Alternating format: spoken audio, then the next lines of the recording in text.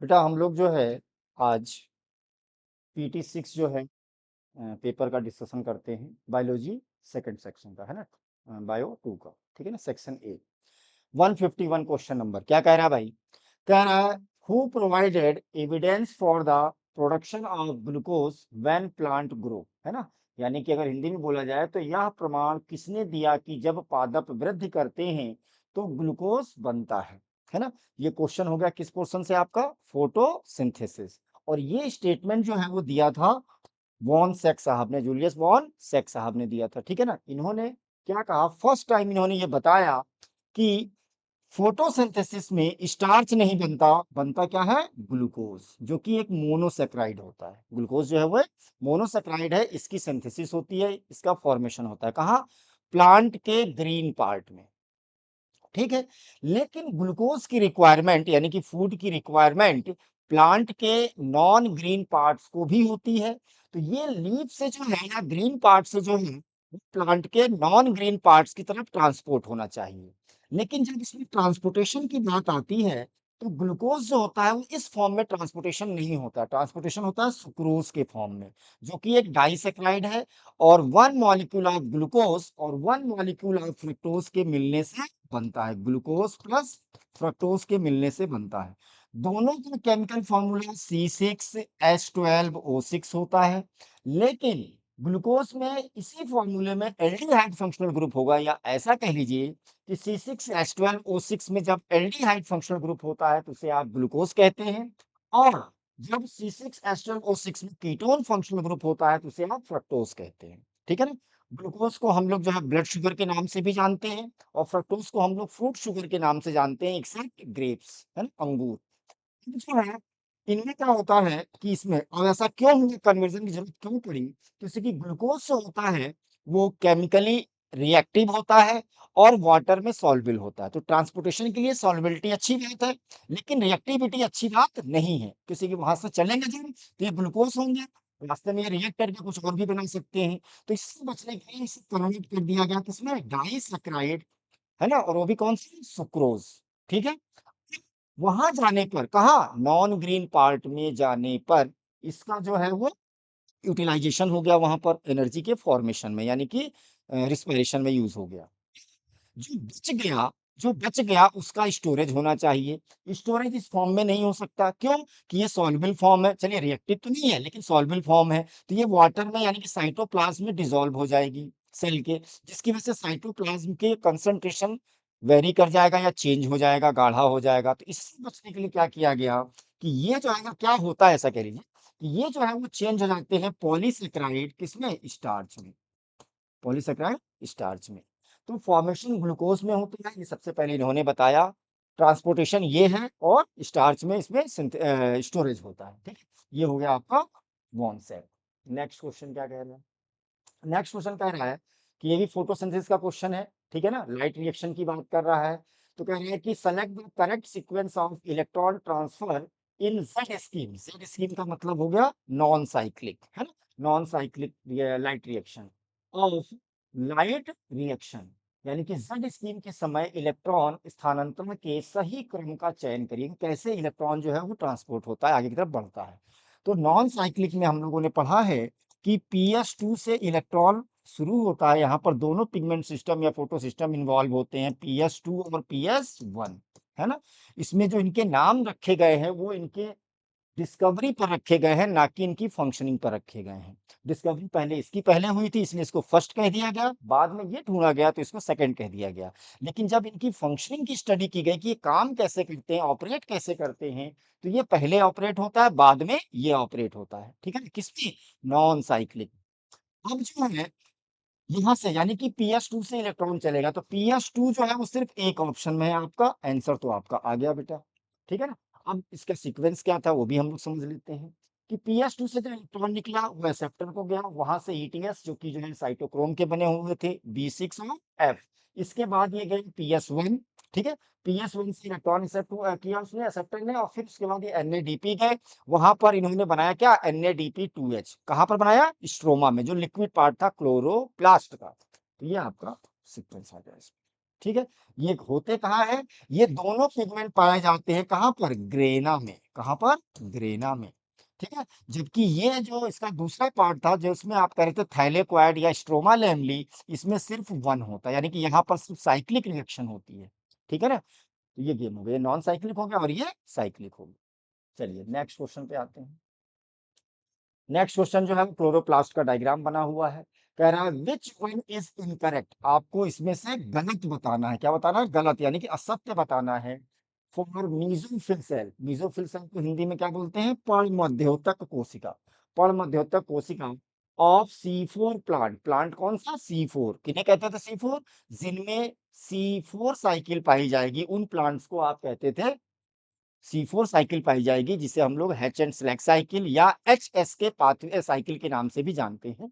तो उनमें C4 plants कहते थे, ठीक है ना? और ये इनमें स्पेशल क्या था? इनमें क्रेन्स एनाटोमी पाई गई। क्रेन्स एनाटोमी मतलब कि ऐसे प्लांट्स जिनमें डाइमॉर्फिक क्लोरोप्लास्ट था। क्लोरोप्लास्ट के दो रूप थे, एक ऐसा क्लोरोप्लास्ट जिसमें ग्रेना था, और एक ऐसा सेल के अंदर क्लोरोप्लास्ट जिसमें ग्रेना नहीं था, यानी कि ए ग्रेनल था, ए ग्रेनल। तो इनमें जो मीजोफिल सेल होती हैं उनमें ग्रेना पाए जाते हैं, ग्रेना पाए जाते हैं। और स्ट्रोमा लैमेली भी होते हैं या थैलेकोइड लैमेली भी होते हैं, लेकिन क्या नहीं होता? रूबिस्को नहीं होता है। ठीक है? तो ये जो ए डायग्राम की लेबलिंग यहाँ दे रखा है, तो ए जो है वो है थैलेकोइड लैमेली या स्ट्रोमा लैमेली, बी जो है वो ग्रेना है, ए को आप ग्रेनम कहते हैं, सी जो है वो इसका स्ट्रोमा पार्ट है। तो कह रहा है ए इज प्रेजेंट इन क्लोरोप्लास्ट, यानी कि मीजोफिल सेल में किसकी? C4 प्लांट की जो है वो थैलेकोइड लैमेली या स्ट्रोमा लैमेली पाए जाते हैं। ये स्टेटमेंट सही है। ए हरित लवक में पाया जाता है। ए जो है वो क्या है? नाम नहीं दिया, ये भी आपको पता करना पड़ेगा, है? आना चाहिए। तो ए जो है वो क्या है? स्ट्रोमा या थैलेकोइड लैमेली। अच्छा, उसके बाद बी में क्या कह रहा है? It is present in chloroplast. B क्या बताया आपको? ग्रेना। ठीक है? ग्रेना या ग्रेनम। तो ग्रेनम जो होता है, ग्रेना जो होते हैं वो पाए जाते हैं मीजोफिल सेल के, मीजोफिल सेल के किसमें? क्लोरोप्लास्ट में। बिल्कुल बात सही है, पाए जाते हैं। अब कह रहा है कि C4 प्लांट के मीजोफिल सेल में RUBP जो होता है वो एक्ट करता है CO2 का एक्सेप्टर। C4 प्लांट में RUBP CO2 का एक्सेप्टर होता है, लेकिन मीजोफिल सेल में नहीं। मीजोफिल सेल में नहीं, किस सेल में? बंडल शीथ सेल में। बंडल शीथ सेल में, यही इनका एडाप्टेशन था। बंडल शीथ सेल में पाया जाता है, ठीक है ना? तो ये जो है वो रॉन्ग हो जाएगा स्टेटमेंट, और यही आपने इनकरेक्ट ही पूछा था, यही आपको बताना है, ठीक है? जबकि मेसोफिल सेल में फिर होता कौन है CO2 का एक्सेप्टर? वो होता था आपका फॉस्फोइनॉल पायरुवेट, या इसी को आप कहते थे फॉस्फोइनॉल पायरुविक एसिड। और ये CO2 को एक्सेप्ट करता था। CO2 की बाइंडिंग के लिए जो यहाँ पर एंजाइम था वो था PEPकेज, यानी कि फॉस्फोइनॉल पायरुवेट कार्बोक्सिलेज। और ये दोनों मिल करके, ये इस मिल करके ये कितने कार्बन थे? 3 कार्बन। 3 कार्बन और 1 कार्बन यहाँ से ये मिल करके बनाते थे आपके 4 कार्बन का ऑर्गेनिक कंपाउंड या ऑर्गेनिक एसिड, जिसे आप कहते थे ऑक्जेलोएसिटिक एसिड। तो ये मेसोफिल सेल में होता था। तो जो पहला प्रोडक्ट बनता था वो 4 कार्बन का था, इसलिए इस साइकिल को आप C4 साइकिल कहते हैं। और जिन प्लांट में ये होता है उसे आप C4 प्लांट कहते हैं, ठीक है? चलिए, तो आंसर हो गया इसका थर्ड। अच्छा, फोर्थ स्टेटमेंट भी ऑप्शन भी देख लेते हैं। NADPH2 सिंथेसाइज इन सी। सी का मतलब होगा स्ट्रोमा, क्योंकि यहाँ पर ग्रेना पाए जाते हैं, इसलिए NADP2H का फॉर्मेशन भी होगा, है ना? तो इसकी नॉन साइक्लिक होगी, यहाँ पर नॉन साइक्लिक होगी तो इलेक्ट्रॉन खो जाएगा, इलेक्ट्रॉन खो जाएगा। तो इसके लिए ल्यूमेन के अंदर, थैलेकोइड या स्ट्रोमा ल्यूमेन के अंदर जो है वो वाटर की ब्रेकडाउनिंग होगी। वाटर से निकला हुआ इलेक्ट्रॉन जो है वो pH2 को दे दिया जाएगा, ऑक्सीजन वहां से बाहर निकल जाएगी स्टोमेटा के थ्रू एटमॉस्फेयर में। और जो हाइड्रोजन होंगे वो जो है अटैच होंगे NADP के साथ, किस एंजाइम्स की हेल्प से? NADP रिडक्टेज की हेल्प से, ठीक है? और ये बात जो होगी वो बाहर होगी कहाँ? स्टोमा में। खैर, ये कीमोस्मोसिस में हम लोग को पढ़ा भी है। अब कह रहा है कि रिस्पायरेशन इज, यानी कि श्वसन है ना? श्वसन है, तो श्वसन में क्या होगा भाई? कि यहाँ पर इस प्रोसेस में जो 6 कार्बन का कंपाउंड है, जिसे आप ग्लूकोज कह रहे हैं, ये ग्लूकोज जो है इनके बॉन्ड जो है वो टूटते हैं, यानी कि 6 कार्बन का जो कंपाउंड है ये 6 CO2 के कंपाउंड में या कार्बन डाइऑक्साइड में ब्रेक डाउन होगा, टूटेगा। तो जो ब्रेक डाउनिंग प्रोसेस होती है उसे हम लोग कहते हैं कैटाबोलिक। क्या कहते हैं? कैटाबोलिक। और जो जुड़ने वाली है यानी कि जैसे फोटोसिंथेसिस, तो वहां पर CO2 जुड़ते थे, 6 कार्बन जुड़ते थे और एक मॉलिक्यूल ग्लूकोज का बनाते थे। वो कैसी प्रोसेस है? फोटोसिंथेसिस। कैसी प्रोसेस है? एनाबोलिक। रिस्पायरेशन कैसी प्रोसेस है? कैटाबोलिक। यहाँ पर रिस्पायरेशन में एनर्जी रिलीज होती है। जब ये बॉन्ड टूटते हैं ना, तो इनके टूटने से यहाँ पर एनर्जी रिलीज होती है। ठीक है? और ये सारे बॉन्ड एक साथ नहीं टूटते, स्लो प्रोसेस में स्टेप वाइज टूटते हैं धीरे-धीरे। ठीक है ना? तो एनर्जी रिलीज होती है। एनर्जी जब रिलीज होती है तो ऐसे रिएक्शन या ऐसी प्रोसेस को एक्सर्गोनिक, निकलने की बात कर रहा है ना? जबकि फोटोसिंथेसिस में एनर्जी वहां पर यूज हो रही थी, है ना, यूटिलाइज हो रही थी, तो उसमें आपने कह दिया क्या? इंडरगोनिक। ये हो गया एक्सर। तो ये हो गया कैटाबोलिक, तो 2 में दे रखा है, और एक्सर्गोनिक 1 में, यानी कि ये हो गया आपका सेकंड, है ना? कैटाबोलिक है ये, और ऊर्जा छेपी है ना? शोषी का मतलब होगा एब्जॉर्ब करने वाले, छेपी मतलब निष्कासित करने वाले, निकलने वाले। तो आंसर हो गया आपका सेकंड। ठीक है, सेकंड ऑप्शन हो गया। आइए नेक्स्ट। ये जो है आपका रिस्पायरेशन जो है प्लांट का, वहां पर दे रखा है लास्ट में। ठीक है ना? सेकंड लास्ट हेडिंग में दे रखा है। लास्ट हेडिंग तो आरक्यू वाली है, उससे पहले। तो ए जो है यहाँ पर, ये ए जो है वो है फैट। ए जो है वो है फैट। बी जो है वो हो गया DHAP, di hydroxy acetone phosphate. कहाँ से आया? ये कार्बोहाइड्रेट वाले पार्ट से, है ना? कि कार्बोहाइड्रेट में मोनोसेक्राइड्स, है ना, ये ग्लाइकोलिसिस है, यहाँ से यहाँ तक का ग्लाइकोलिसिस है ना, शॉर्ट में लिखा हुआ है इसको। तो 6 फॉस्फेट बना, फ्रक्टोज 6 फॉस्फेट बना। ये जो 6 कार्बन का कंपाउंड है जिसके पास 2 फॉस्फेट है, तो ये 6 कार्बन, 3 कार्बन और 3 कार्बन में ब्रेक हो गए, और एक एक फॉस्फेट दोनों में चली गई। एक जो रहा वो एल्डिहाइड ग्रुप के साथ बना, और एक जो है वो कीटोन के साथ। तो जो एल्डिहाइड के साथ बना उसमें आपने कह दिया फास्फोग्लिसरल्डिहाइड, है ना? या 3 फास्फो, किसी थर्ड कार्बन पे फॉस्फेट लगी हुई थी। और DHAP, है ना, डाई हाइड्रोक्सी एसीटोन फॉस्फेट, इसका हमने केमिकल स्ट्रक्चर से आपको समझाया हुआ है क्लास में। ठीक है, ये बन गया।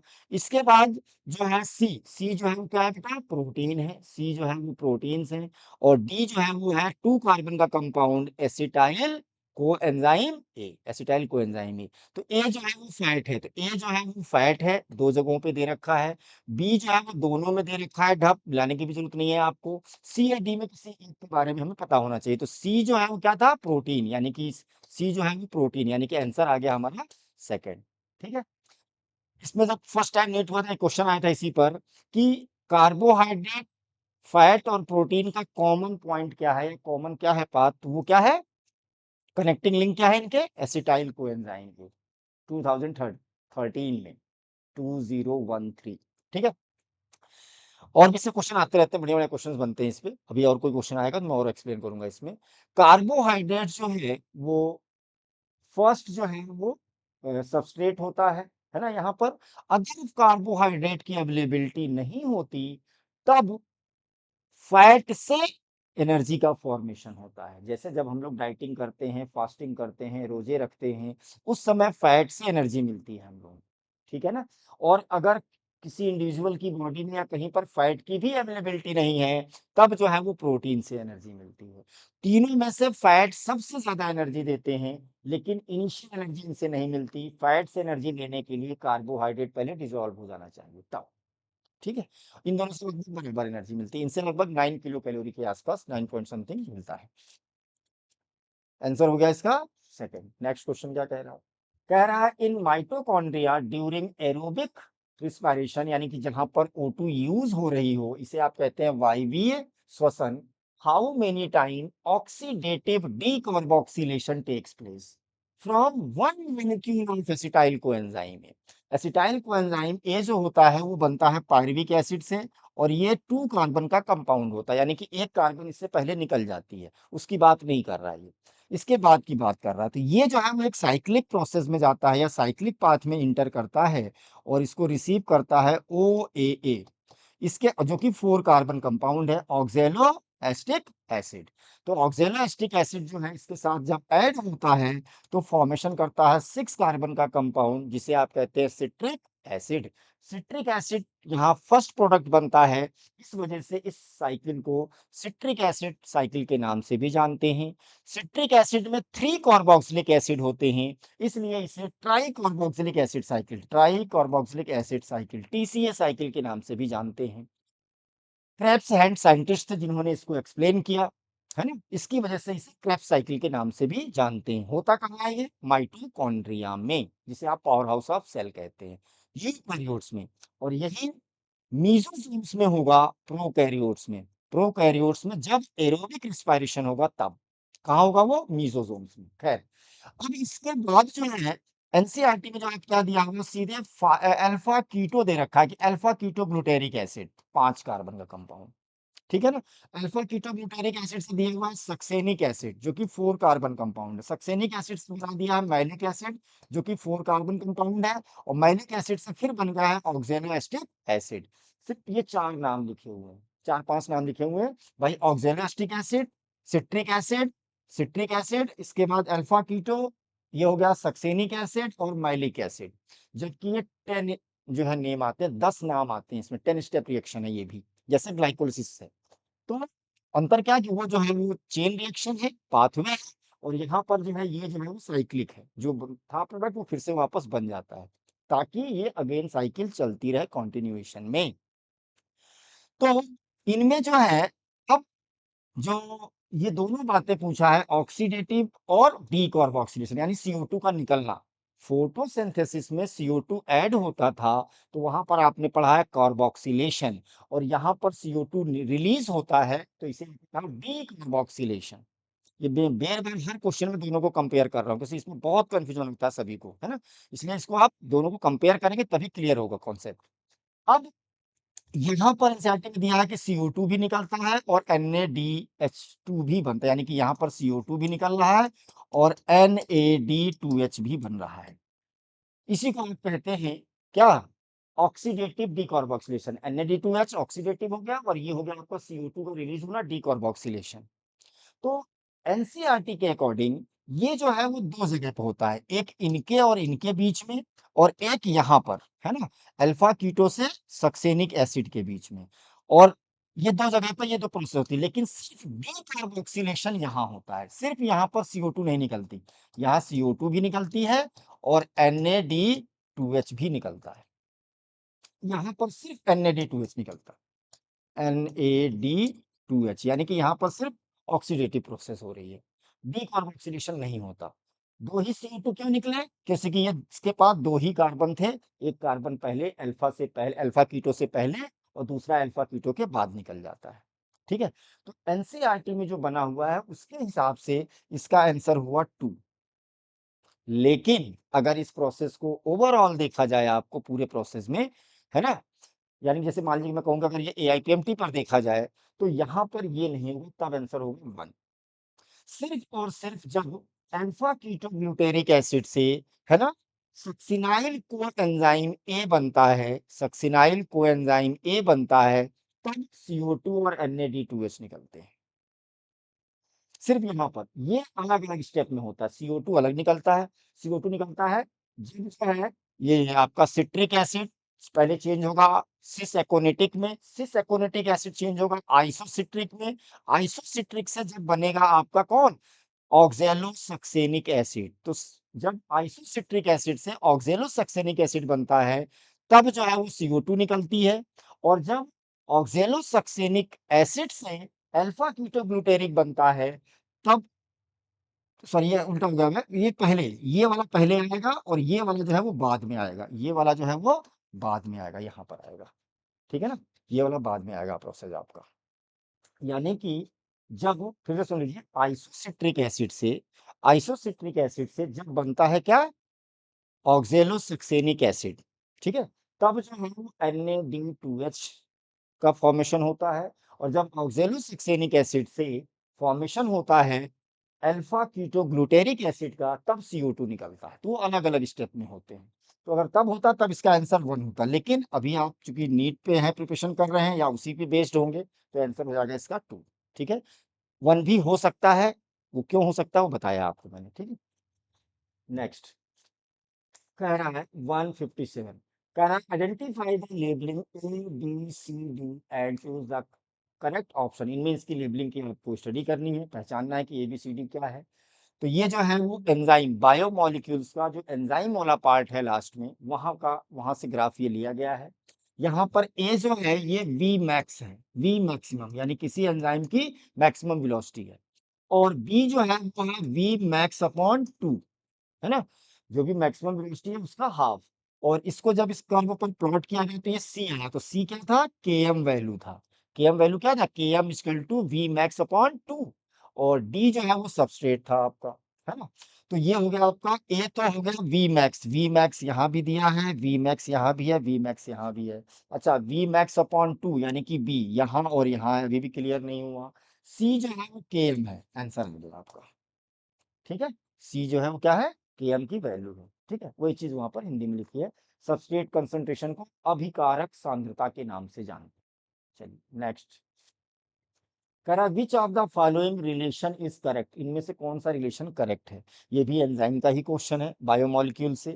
तो एंजाइम्स जो होते हैं, एंजाइम्स जो होते हैं ये केमिकली प्रोटीन्स होते हैं। ऑल एंजाइम्स आर प्रोटीन, है ना, सभी एंजाइम्स प्रोटीन है, लेकिन सभी प्रोटीन एंजाइम्स नहीं है। जैसे सभी डॉक्टर इंसान हैं, सभी डॉक्टर इंसान हैं, लेकिन सारे इंसान, सभी इंसान डॉक्टर नहीं है, कुछ मरीज भी हैं। तो ये हुआ। अब इसका एक्सेप्शन भी दिया हुआ है अपने यहाँ, है ना, जो कि एक न्यूक्लिक एसिड है, कौन है, राइबोजाइम, वो भी खूब पूछा जाता है बेटा, ये याद रखिएगा, ठीक है।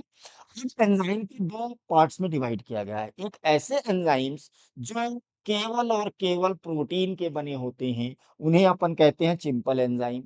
दूसरे में जो प्रोटीन और नॉन प्रोटीन दोनों पार्ट के बने हैं, नॉन प्रोटीन दोनों पार्ट के बने हुए हैं, तो इन्हें आप कह देते हैं, इन्हें आप कह देते हैं क्या, कॉन्जुगेट, कंपाउंड, है ना, या होलो एंजाइम। इन्हें क्या कहते हैं, होलो एंजाइम, होलो एंजाइम। अब इसके बाद जो इसका प्रोटीन पार्ट होता है इसे कहते हैं एपो एंजाइम, प्रोटीन वाले पार्ट को। जबकि जो नॉन प्रोटीन पार्ट होता है इसके फिर से दो पार्ट है, कि एक हो सकता है ये इनऑर्गेनिक हो, इनऑर्गेनिक होगा तो वो होंगे मेटल आयंस, वो होंगे बेटा मेटल आयंस, और या फिर ऑर्गेनिक हो। और अगर ऑर्गेनिक होगा तो ये दो तरीके से जुड़ सकते हैं।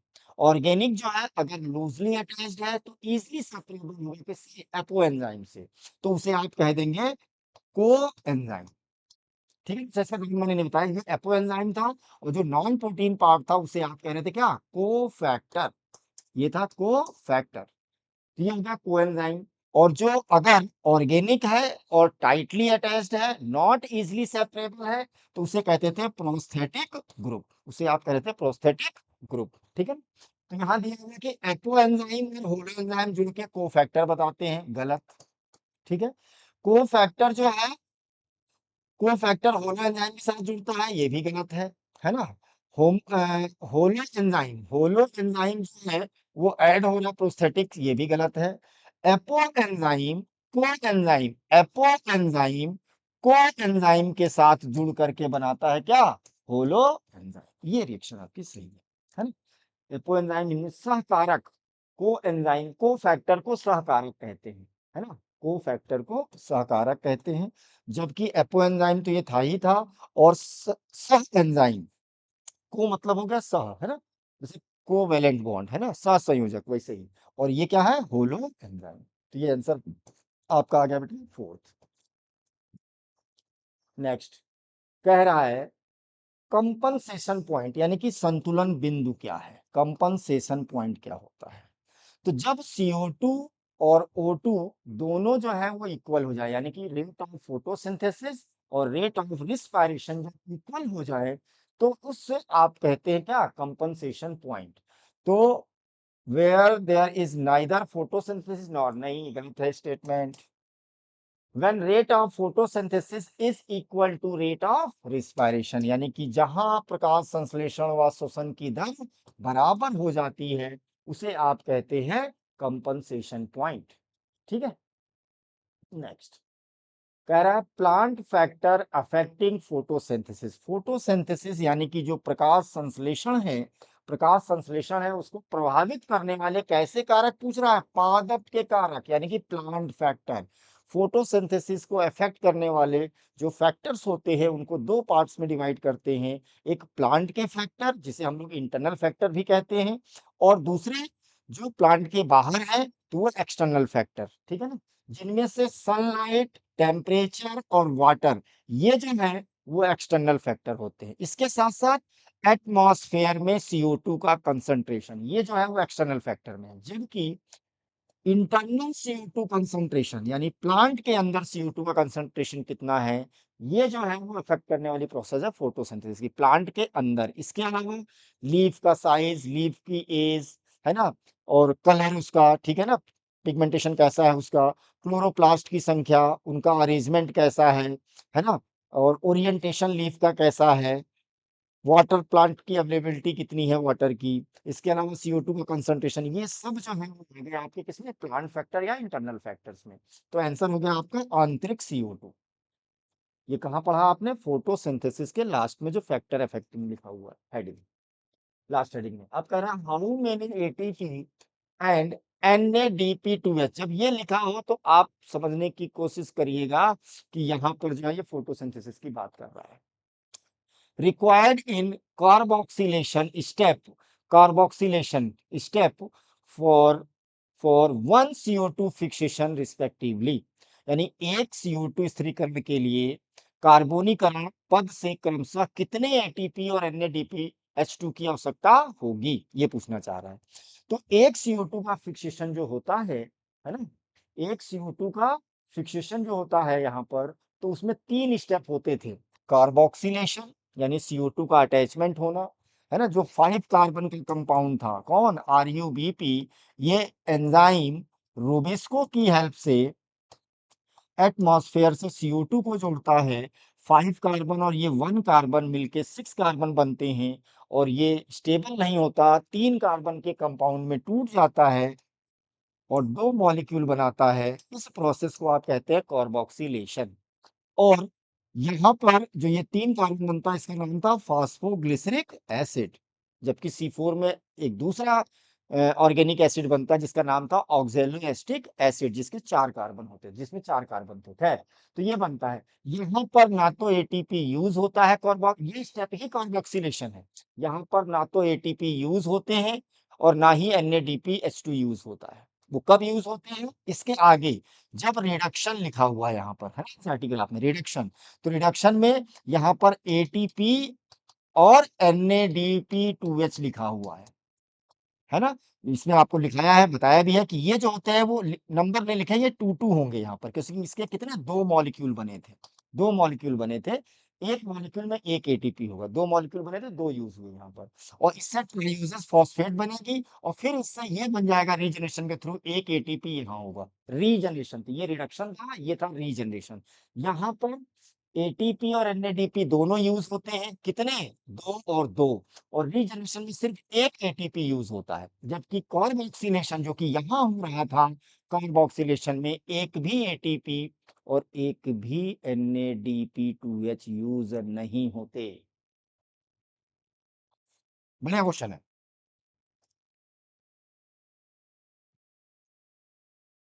Y Calvin cycle is called C3 cycle.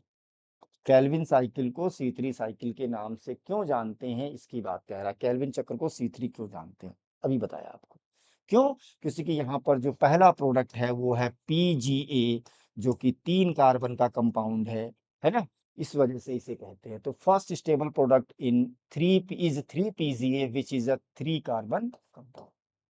प्रथम स्थायी उत्पाद 3 PGA होता है, जो कि इतना होता है, ठीक है। How many ATP are produced in mitochondria. Mitochondria मतलब बात हो गई रिस्पायरेशन की, है ना। और ऑन कंप्लीट ऑक्सीडेशन, ऑक्सीडेशन जो है वो यहाँ पर 3 है, पार्शियल, इनकम्प्लीट और कंप्लीट। पार्शियल जो हुआ वो ग्लाइकोलिसिस वाला हुआ, है ना, और इनकम्प्लीट जो हुआ एनाएरोबिक का हुआ, और कंप्लीट जो हुआ वो आपका माइटोकॉन्ड्रिया के अंदर हुआ, ठीक है, जिसमें क्रेब्स साइकिल पढ़ते हैं हम लोग, ठीक है, क्रेब्स साइकिल यूटिस से सब आता है। तो ये हो गया ग्लूकोज का। तो माइटोकॉन्ड्रिया में क्या हुआ, कितने एटीपी बने? तो माइटोकॉन्ड्रिया के अंदर एटीपी जो बनते हैं वो NAD2H से और FAD2H से बनते हैं। अब हमें इनके नंबर पता होने चाहिए। जो ग्लाइकोलिसिस हो रही थी ग्लूकोज से, जब बन रहा था पायरुविक एसिड के 2 मॉलिक्यूल, ये एक था ग्लूकोज, ठीक है। तो यहाँ पर जो है वो NAD2H, ठीक है ना, 2 बनते हैं, 2 मॉलिक्यूल। पायरुविक एसिड से जब एसिटाइल कोएंजाइम में बनता है तो एक से एक, 2 थे तो 2, ठीक है ना, यानी कि 2 तो यहाँ का हो गया, 2 हो गया लिंक रिएक्शन में। और जब हम लोग टीसीए साइकिल में चलते हैं तो वहां पर 3 होते हैं, है ना। तो ये तो 2 ही रहेगा, ये जो है वो आपके 2 डबल के 3 और 3 6, यानी कि टोटल हो गया 6। एक टीसीए साइकिल में एक एसिटाइल कोएंजाइम से 3 बनते हैं, 2 एसिटाइल कोएंजाइम होंगे, क्यों? क्योंकि पायरुविक एसिड भी 2 थे। तो पायरुविक एसिड 2 थे, एसिटाइल कोएंजाइम 2 थे, और टीसीए साइकिल भी 2 बार होगी। तो एक टीसीए साइकिल में 3, तो 2 में कितने हो गए? 6। और एक टीसीए साइकिल में 1 एफएडी, 2 टीसीए साइकिल में 2 एफएडी, ठीक है ना, ये 2 हो गया। और ये कितना हो गया? 6 और 4, 6 और 4, ये यहाँ से यहाँ तक जो है वो पायरुविक एसिड से है। और कितने? 2, यानी कि अगर एक पायरुविक एसिड से कहता तो इसका आधा, यानी कि 1 यहाँ होता और 3 यहाँ होता। एक पायरुविक एसिड से, 2 पायरुविक एसिड से कितने हो गए? इसका डबल, 4 का डबल 8, तो 8 और 2 हो गए 10। और एक NAD2H जो है जब ये ब्रेक डाउन होगा तो 3 एटीपी देगा इंटू 3, और एक FAD जब टूटता है तो इंटू 2, है ना। तो ये हो गया 4, और ये हो गया आपका 30, 30 और 4 ऐड हो गया, आपका हो गया 30, ठीक है। नेक्स्ट कह रहा है, रिएक्शन लिखी है, ए आपको आइडेंटिफाई करना है, यहाँ पर पहचानना है, बी भी पहचानना है आपको, है ना। तो ए और बी को आपको पहचानना है। तो ए क्या था यहाँ पर? RUBP, सिर्फ एक में है RUBP, और बी क्या था? रूबिस्को, जिसकी हेल्प से 2 मॉलिक्यूल बनेंगे, किसके? 3PGA के, फॉस्फोग्लिसरेट या फॉस्फोग्लिसरिक एसिड, ठीक है। कहाँ पढ़ा आपने ये? फोटोसिंथेसिस में, ठीक है।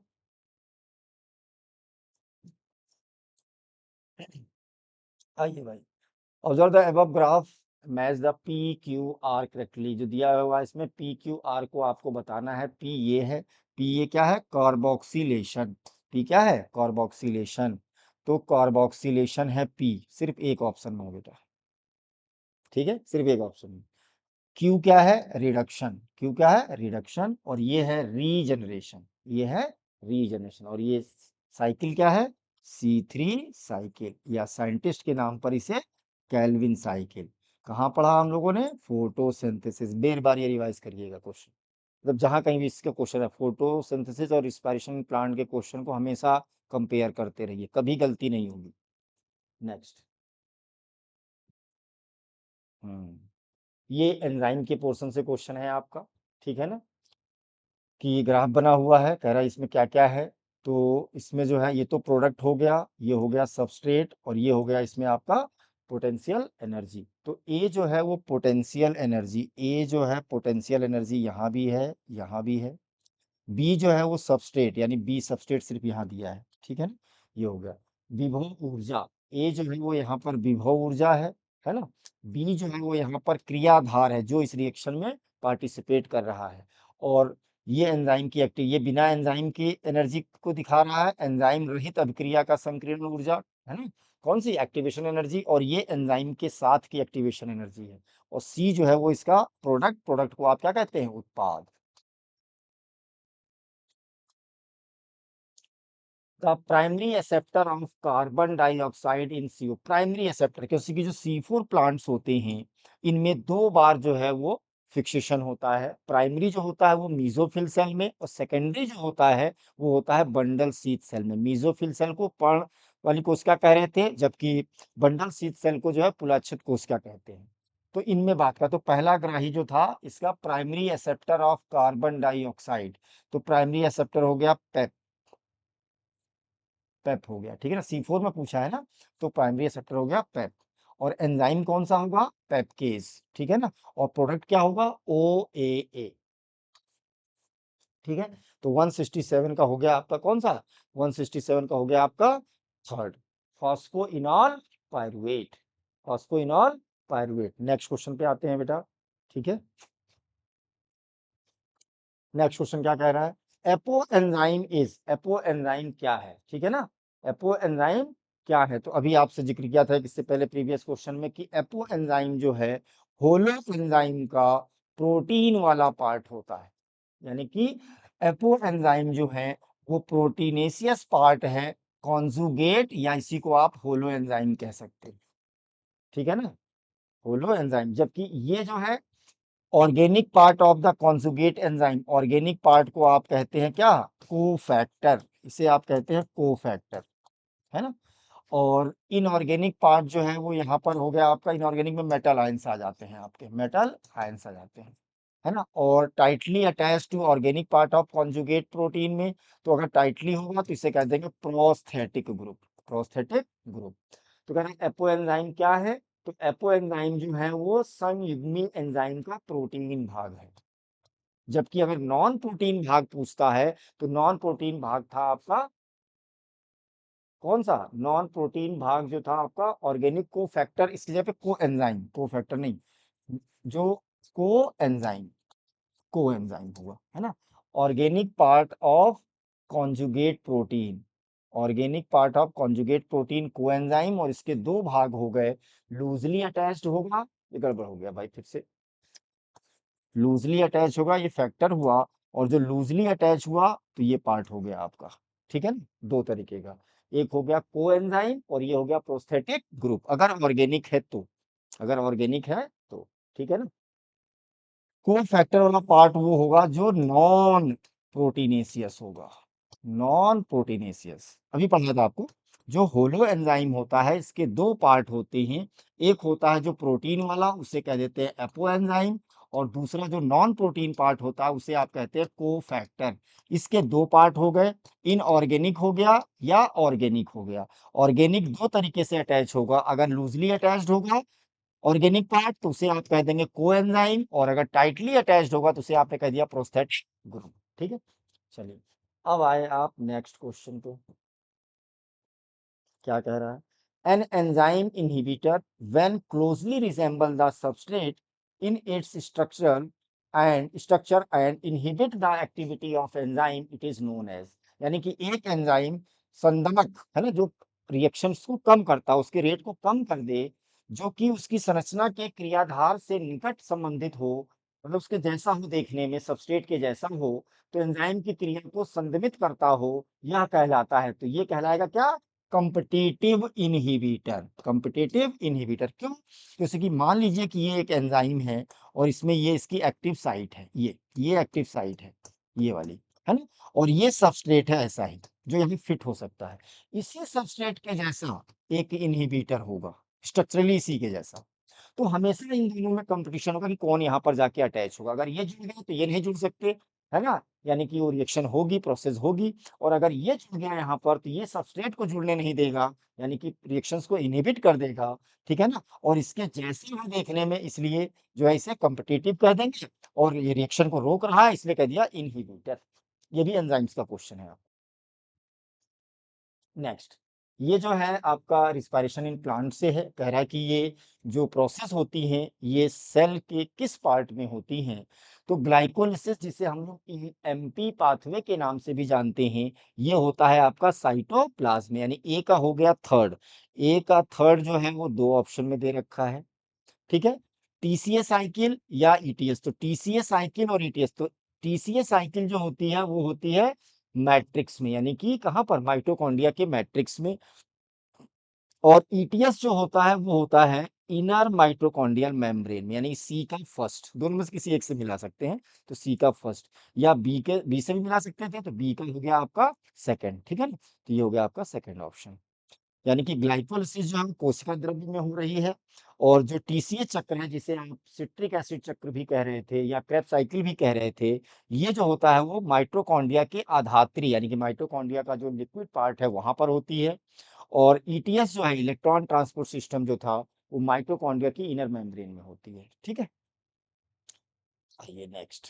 ये कह रहा है FAD participates in Krebs cycle as electron acceptor during conversion of, यानी कि एफएडी जो है ये कहाँ पर यहाँ पर यूज होता है या कब बनता है इसकी बात कर रहा है। ठीक है, एफएडी तो ये जो है एक ही स्टेप है, एक ही स्टेप है क्रेब साइकिल या टीसीए साइकिल या सिट्रिक एसिड साइकिल में जहां पर एफएडी जो है वो पार्टिसिपेट करता है। ठीक है ना, क्रेब साइकिल में कहां पर, जब सक्सेनिक एसिड से बनता है फ्यूमेरिक एसिड, जब सक्सेनिक एसिड से बनता है फ्यूमेरिक एसिड।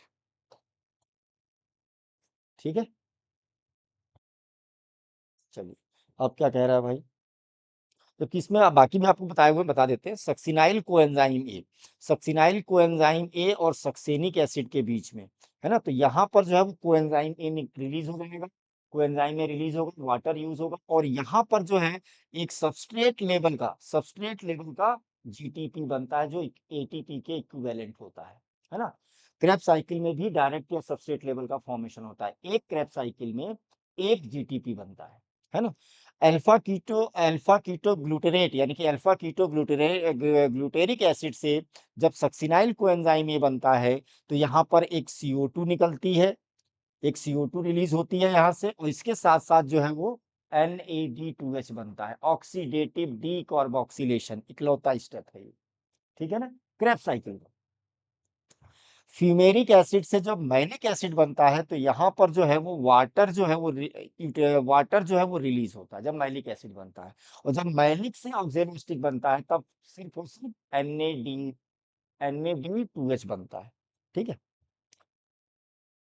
एक स्टेप और रह गया, जब इतने बता दिए, दो तो बता दिए, एक NAD यहाँ पर बना, एक NAD जो है वो आपका यहाँ पर बना, यहाँ पर FAD बना, और यहाँ पर GTB बना, तो एक NADP रह गया जो अल्फा कीटो से पहले कहा किससे, ऑक्जेलो सक्सेनिक एसिड से जब अल्फा कीटो ग्लूटेरिक बनता है तब वहां पर CO2 निकलता है, दूसरा CO2, पहला CO2 यहाँ, दूसरा यहाँ पर निकलता है, ये जो लाइन लिखी हुई है, और NAD जो है उससे पहले, यानी कि जब आइसोसिट्रिक एसिड से ऑक्जेलो सक्सेनिक एसिड बनता है, ऑक्जेलो सक्सेनिक एसिड तब। आरक्यू क्या था भाई, आरक्यू जो है रिस्पायरेटरी क्वेश्चन जो था, वो जितना CO2 जो है वो रिलीज हुआ और O2 जितना कंज्यूम हुआ, मतलब जितना ये यूज हुआ इन हुआ और ये जितना आउट हुआ, ये जितना इन हुआ, तो इसे कहते थे। तो जब ये कार्बोहाइड्रेट का देखते हैं हम लोग तो ये जो है वो 6 था और ये भी 6 था, तो आरक्यू जो है वो कार्बोहाइड्रेट का 1 आता है, जबकि प्रोटीन और फैट का लेस देन 1 आता है। लेस देन 1 कब आएगा, जब O2 जो है वो ज्यादा कंज्यूम होगा, यानी कि फैट और प्रोटीन से एनर्जी बनाने में ज्यादा ऑक्सीजन जो है वो कंज्यूम होता है, ज्यादा ऑक्सीजन चाहिए होती है। तो फैट से जो है फैट से जो है इसकी फैट आर की वैल्यू, आप सिर्फ फैट का पूछना चाह रहे हैं ये, तो अगर फैट की वैल्यू कहेंगे आप तो फैट जो है वो उसमें और ज्यादा ऑक्सीजन लगती है, यानी कि उसकी वैल्यू हो गई 0.7, है ना। और जो प्रोटीन अगर ये पूछता, यहाँ पर अगर इसकी जगह पे प्रोटीन लिखा होता तब ये वैल्यू होती 0.9 अगर प्रोटीन होता तो। ठीक है, नेक्स्ट आइए। कह रहा है which one of the following has highest gross calorific value, है ना। दो वैल्यू होती है, एक फिजियोलॉजिकल होती है और एक ग्रॉस कैलोरीफिक होती है। फिजियोलॉजिकल यानी कि जो यूटिलाइज की जाएगी या यूज की जाएगी जो है किससे, उस ऑर्गेनिज्म के द्वारा, उस सेल के द्वारा, जबकि ग्रॉस वो है जो लैब में मेजर की जाए। होता क्या है कि जितनी एनर्जी जो है वो सबस्ट्रेट से या इंस्पायरेटरी सबस्ट्रेट से निकलती है, वो सभी की सभी जो है वो यूटिलाइज नहीं होती, उसमें से कुछ एनर्जी बनाते समय ही वो खुद भी यूज कर जाते हैं। ये यानी कि वही बात हो गई कि खाना हलवाई जो है वो या खाना बना या खाना बनाने वाला खाना बना तो रहा है, लेकिन बनाते बनाते उसमें से कुछ कुछ खा भी जा रहा है थोड़ा बहुत। ठीक है, तो टोटल बनाया क्या, वो ये है, और जो उसके खाने के बाद जो बचेगा वो दूसरों को वो खिलाएगा, यानी कि वो सेल यूज करेगी फिजिकल एक्टिविटीज में, तो वो जो होती है आपकी, वो जो फिजियोलॉजिकल वैल्यू होती है। तो इसकी जो है हाईएस्ट जो होती है किसकी होती है, फैट की, हाईएस्ट जो है वैल्यू होती है फैट की। इसके बाद जो है इनमें, जबकि लगभग जो है वो बराबर होती है कार्बोहाइड्रेट और प्रोटीन की। इनमें जो है फैट की जो है लगभग 9.45 किलो कैलोरी होती है पर ग्राम। तो ये एनर्जी ये हुई, जबकि इससे पहले आपने जो है क्वेश्चन है वो दूसरा था क्वेश्चन, है ना? तो अगर इसमें अगर फिजियोलॉजिकल वैल्यू की बात करें तो फैट से 9 मिलती है, और फिजियोलॉजिकल कार्बोहाइड्रेट और प्रोटीन से जो है वो आपके कितनी मिलती है, 4 मिलती है। CO2 is essential for photosynthesis was explained by। तो ये जो है वो हाफ लीफ एक्सपेरिमेंट किसका, मॉल का। इन्होंने क्या किया था बेटा, इन्होंने किया था कि एक जो है वो प्लांट की लीफ को जो है इन्होंने इसके कुछ पार्ट्स को जो है वो टेस्ट ट्यूब के अंदर जो है वो क्लोज कर दिया। क्लोज करने से पहले यहाँ पर इन्होंने KOH से भीगा हुआ कॉटन रख दिया। KOH जो होता है वो गुड एब्जॉर्बर होता है CO2 का, और उसके बाद इसे इन्होंने रख दिया सनलाइट में। थोड़े समय बाद जब इस लीफ का स्टार्च टेस्ट करने गए, स्टार्च टेस्ट किससे, आयोडीन के साथ, ये हम लोगों ने बायोमोलिक्यूल में पढ़ा है ना। तो ये जो एक्सपोज्ड एरिया था लीफ का, जो बाहर था, एयर में था, इसका स्टार्च टेस्ट पॉजिटिव आता है। जब इसको आयोडीन से ट्रीट करते हैं तो ये ब्लू कलर का हो जाता है। और जो नॉन एक्सपो मतलब जो इसके ट्यूब के टेस्ट ट्यूब के अंदर वाला जो पार्ट था, ये वाला जो पार्ट था, इसको जब स्टार्च टेस्ट देखा तो ये स्टार्च टेस्ट निगेटिव आया। तो यहाँ पर क्यों नहीं बना, इसका कंक्लूजन क्या निकाला, क्योंकि इसके अंदर जो है वो CO2 यहाँ पर मिली नहीं, बची नहीं, कि CO2 को तो इसने एब्जॉर्ब कर लिया था। तो ये एक्सपेरिमेंट बताता है, इसी को आप हाफ लीफ या साइंटिस्ट के नाम पर मॉल हाफ लीफ एक्सपेरिमेंट के नाम से जानते हैं। ठीक, नेक्स्ट कह रहा है, ये फिर से एक साइंटिस्ट का क्वेश्चन आ गया इसमें। कह रहा है कि which scientist show that plant purify the damaged air. कौन से जो है इसमें से साइंटिस्ट ने बताया था कि प्लांट जो होते हैं वो एयर को जो है plant purify the damaged air. तो ये पहला एक्सपेरिमेंट जो बेल्जार वाला एक्सपेरिमेंट था, है ना, जिसमें जो है वो बेल्जार लिया था, कैंडल लिया था, और चूहा लिया था, और इसके अलावा जो है वो मिंट का प्लांट लिया था, वो वाला एक्सपेरिमेंट। तो बेल्जार एक्सपेरिमेंट किसका था, जोसेफ प्रिस्टले, जोसेफ प्रिस्टले। ठीक है, नेक्स्ट आइए। नेक्स्ट जो कह रहा है कि विच वन, इनमें से कौन जो है, इनमें से जो कौन सा जो है वो नॉट करेक्टली मैच्ड, कौन सा सही मैच्ड नहीं है, सुमिलित नहीं है, सही नहीं है, ये बताना है। तो थैलेक्वाइड में जो है वो लाइट रिएक्शन होती है, बात सही है, क्योंकि थैलेक्वाइड में जो है वो जो मेम्ब्रेनस सिस्टम था, मेम्ब्रेनस सिस्टम में ही जो है वो लाइट रिएक्शन होती थी। क्लोरोप्लास्ट के दो पार्ट थे, मेम्ब्रेनस पार्ट था, मेम्ब्रेन वाला पार्ट था, झिल्ली वाला भाग था, और दूसरा जो था वो उसका लिक्विड पार्ट था, धात्री भाग था क्लोरोप्लास्ट का, जिसे स्ट्रोमा कहते हैं। और दोनों में अलग अलग प्रोसेस, एक में प्रकाशीय अभिक्रिया यानी कि लाइट रिएक्शन, और एक में अप्रकाशीय अभिक्रिया यानी कि डार्क रिएक्शन होता था। और दोनों प्रोसेस में क्लियर कट डिवीजन है कि ये यहाँ होगा और ये यहाँ होगा, अलग अलग बिल्कुल। ठीक है, स्ट्रोमा में डार्क रिएक्शन हो गया, ठीक है। PS2 में ये दे रखा है भाई साहब, PS2 में यहाँ देना चाहिए था 680, जबकि P700 किसका था, PS1 का था। तो ये गलत मैच किया है और आपसे गलत ही पूछा था, तो PS2 हो गया। CO2 रिडक्शन C3 साइकिल, ये आगे की बात कर रहा है, ठीक है ना। C3 साइकिल में CO2 का आगे रिडक्शन भी था, जहां पर एनर्जी खर्च हो रही थी। ठीक है, ये हो गया खेल। Energy utilise, NADPH, energy utilise हो रही थी, जल्दीबाजी में टन टन निकल जाती बात, है ना। खैर, ये हो गया। नेक्स्ट आ गए हैं आप, which statement is not correct for photosynthesis reaction. Photosynthesis के लिए कौन सी जो है इसमें से प्रोसेस जो है वो करेक्ट नहीं है। देखिएगा भाई, पहला क्या कह रहा है कि H2O इज, फोटोसिंथेसिस जो है इसमें ऑक्सीडेशन भी होता है और रिडक्शन भी होता है। दोनों को मिला करके हम लोग रिडॉक्स रिएक्शन कहते थे, है ना, रिडॉक्स रिएक्शन कहते हैं, रिडॉक्स रिएक्शन। ऑक्सीडेशन किसका होता है, ऑक्सीडेशन होता है H2O का, जिससे यहाँ पर ऑक्सीजन गैस रिलीज होती है। तो वाटर से ऑक्सीजन गैस तो रिलीज हो गई, हाइड्रोजन जो है वो डोनेट कर दिए जाते हैं किसमें, रिडक्शन वाली प्रोसेस के लिए, किसको, CO2 को। किसके रूप में? NADP2H के फॉर्म में, है ना। और यहाँ पर रिडक्शन होता है CO2 का, जिससे फॉर्मेशन होता है हेक्सोजस शुगर का। तो ऑक्सीडाइज ये ठीक है, और CO2 का रिडक्शन भी हो रहा है। यहाँ पर कार्बन कार्बन जुड़ते हैं आपस में, है ना। तो अटैचमेंट हो रहा है, यानी कि ये हो गया एनाबोलिक, जबकि रिस्पायरेशन में कार्बन टूटते थे, वो था कैटाबोलिक, कैटाबोलिक, ठीक है ना। और ये यहाँ पर कैटा लिखा है, ये गलत लिखा हुआ है। किसके लिए पूछा था? फोटोसिंथेसिस के लिए, ठीक है ना। तो ये कैटाबोलिक लिखा हुआ है यहाँ पर, हिंदी में भी इसे लिखा हुआ है, ठीक है। अब आइए यहाँ पर, तो ये क्वेश्चन आपसे कह रहा है 178, कह रहा है कि क्लोरोफिल जो है बी, क्लोरोफिल बी है, कैरोटीनॉइड्स है, और क्लोरोफिल ए है, क्लोरोफिल ए है। तो इसमें आपको बताना है नॉट करेक्ट, नॉट करेक्ट बताना है ना।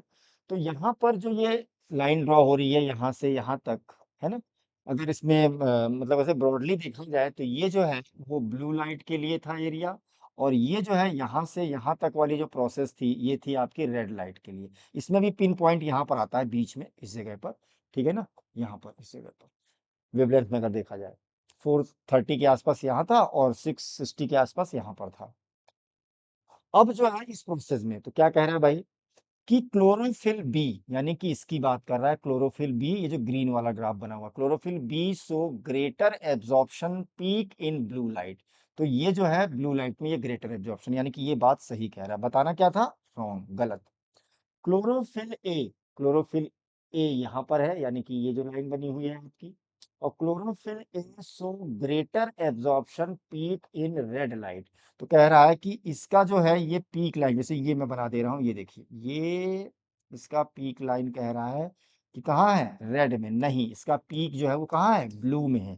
तो ये स्टेटमेंट गलत हो गया इसका, ठीक है ना, ये गलत हो गया।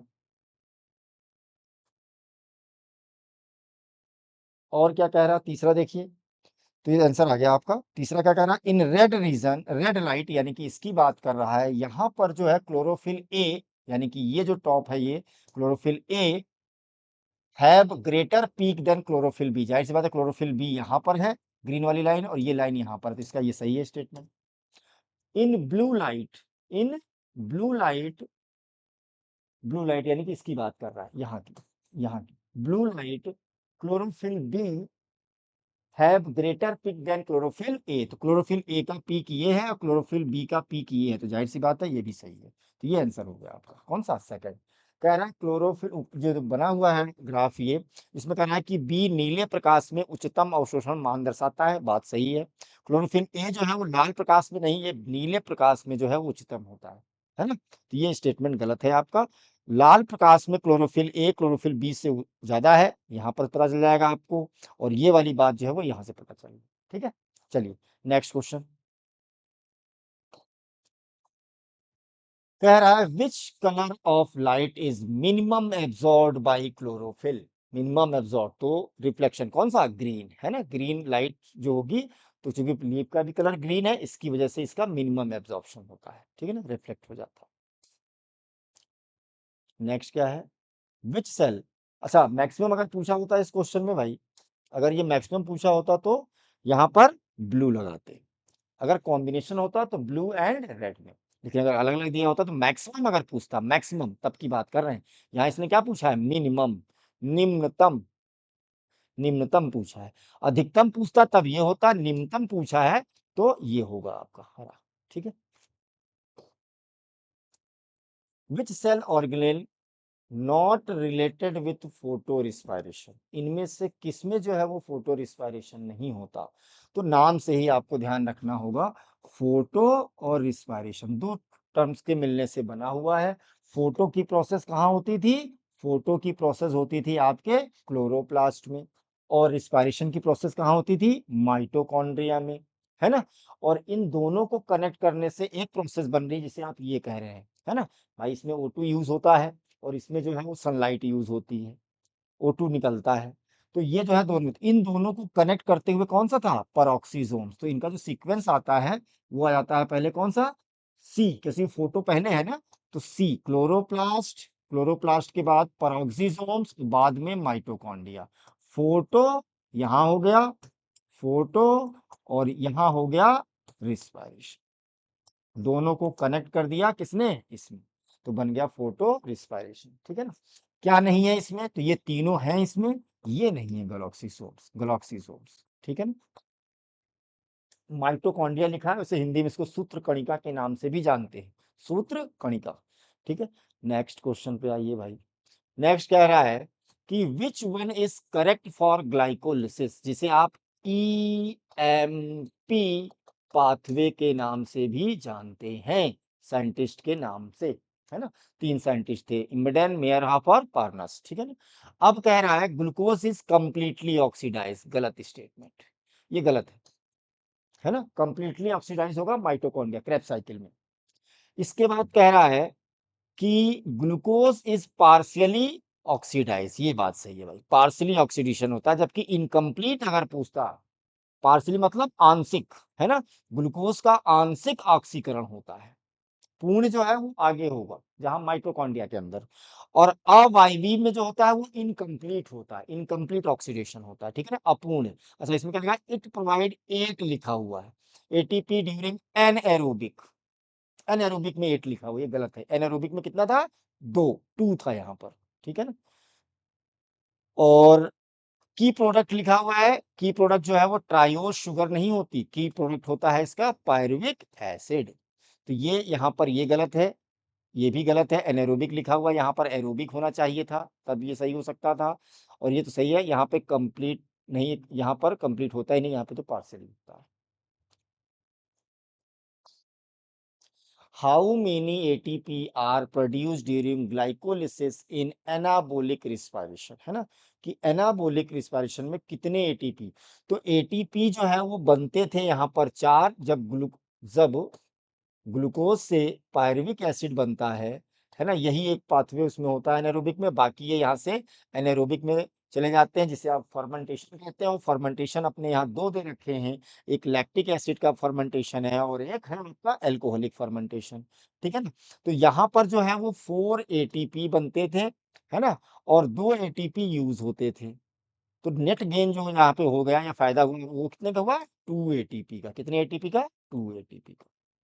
ठीक है। इसमें 4 और 2 में कंफ्यूजन है ही नहीं, किसी 2 ही दिया है, 4 दिया है तो थोड़ा सा कंफ्यूजन होता, तब इसमें क्वेश्चन में थोड़ा सा कंफ्यूज हो सकते थे हम लोग। ठीक है ना, लेकिन ऐसा नहीं है, क्लियर दिया है कि इसमें कितना होता है। नेक्स्ट क्या है भाई, total molecule which inter in Krebs cycle will have total carbon number, यानी कि वो अणु जो क्रेब चक्र में प्रवेश करता है में कुल कार्बन की संख्या होगी, तो कुल कार्बन की संख्या होती है 2। क्यों, जो प्रवेश करता है क्रेब साइकिल में वो है आपका एसिटाइल कोएंजाइम ए, एसिटाइल कोएंजाइम ए। ठीक है ना। तो ये जहां पर क्रेब साइकिल बनी है उससे पहले, है ना, जो टीसीए साइकिल है उसमें वहां पर दे रखा है कि जो है वो एसिटाइल कोएंजाइम ए जो है वो इंटर करता है एक साइक्लिक पाथ में, एक साइक्लिक पाथ में इंटर करता है, ये थ्योरी में लिखा है।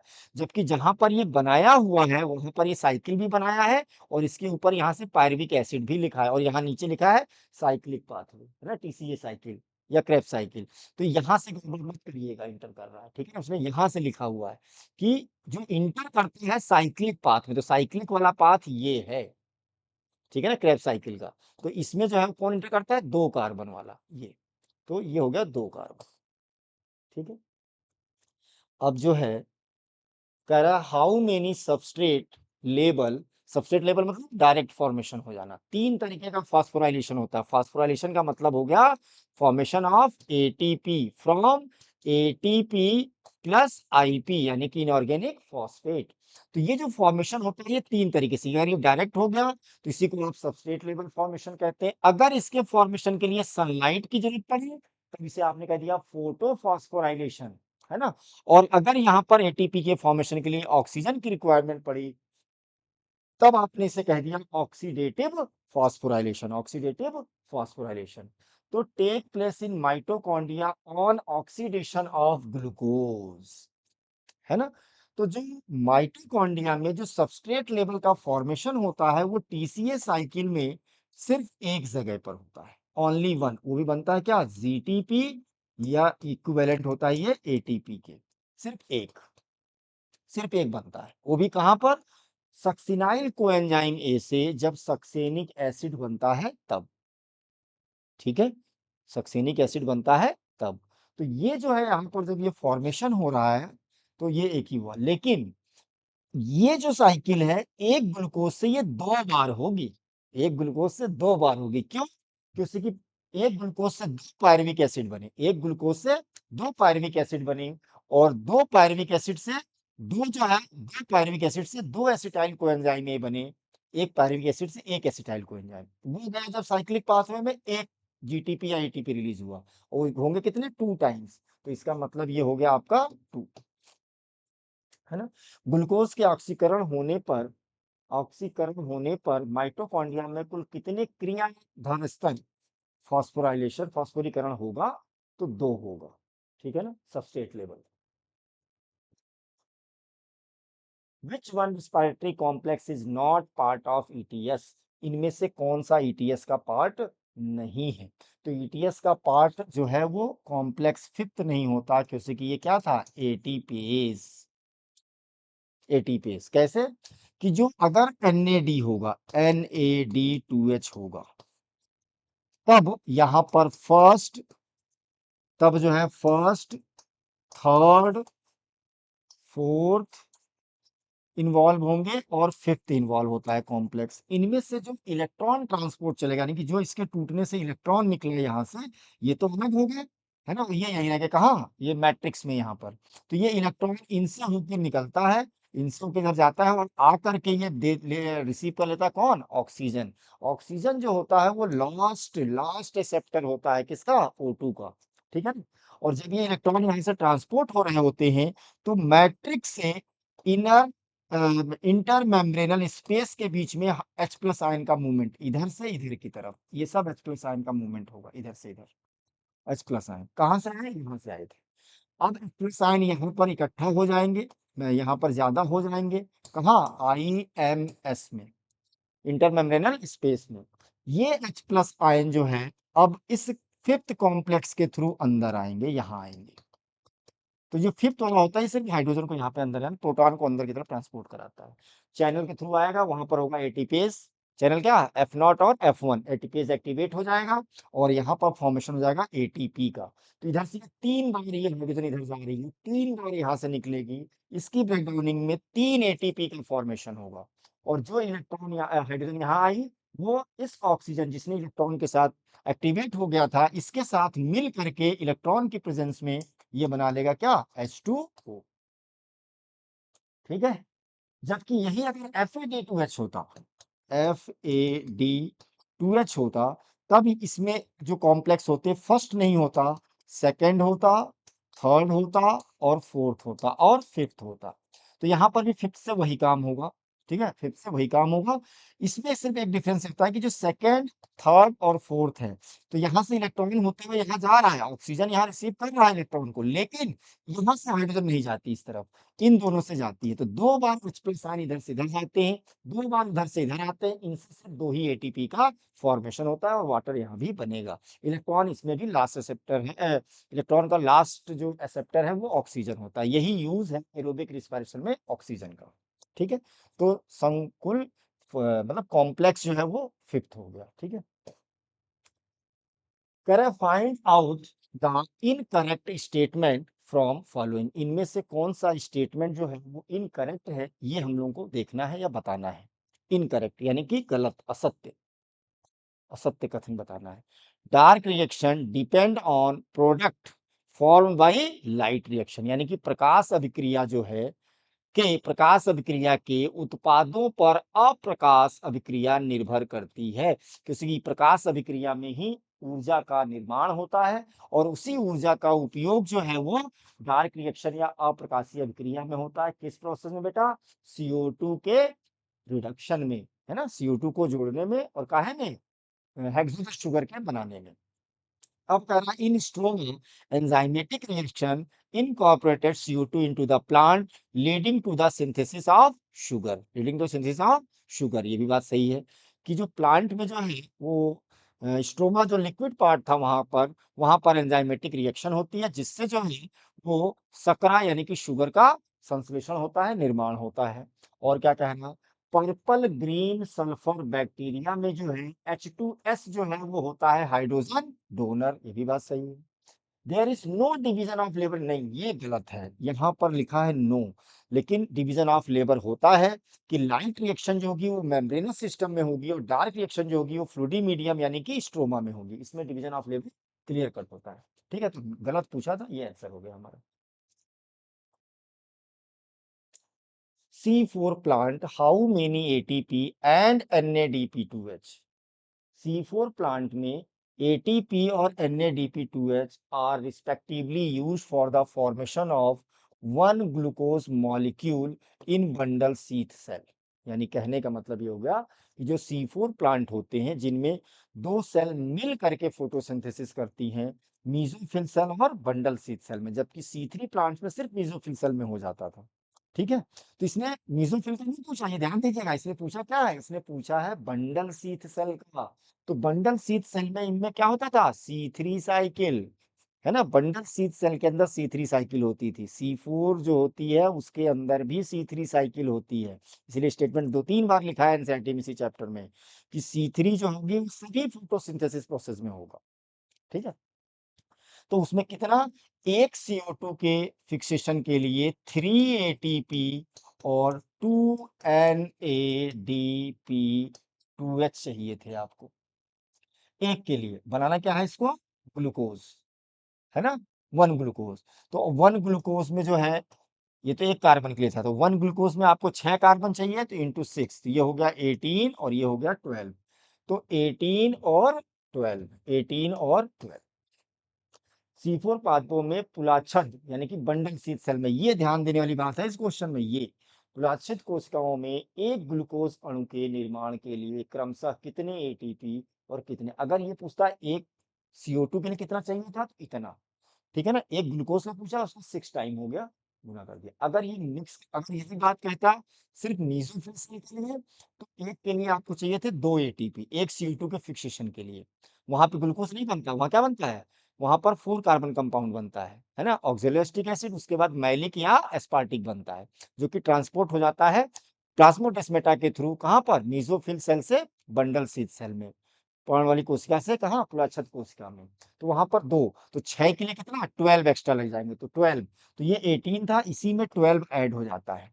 अगर मैं टोटल पूछता तो सिर्फ मीसोफिल का पूछता तो वहां पर ग्लूकोज का फॉर्मेशन नहीं होता है, वहां पे जो है सिर्फ वो बनते हैं, तो वहां पर 12 एक्स्ट्रा लगे, है ना, तो ये हो जाता है आपका कितना 30, 30 और 12 तब ये होता, ठीक है ना, लेकिन ये नहीं पूछा, ये पूछा है, समझ गए ना, 18 और 12। नेक्स्ट आइए क्वेश्चन, कह रहा है कुछ स्टेटमेंट दिया हुआ है, करेक्ट बताना है इसमें से। कह रहा है इन green plants H2S is hydrogen donor and green plants में कह रहा है H2S, ये बैक्टीरिया में था, वो भी कौन से, सल्फर वाले, है ना, पर्पल सल्फर बैक्टीरिया, अभी इससे पहले वाले स्टेटमेंट में आया भी था, ये आपने देखा था।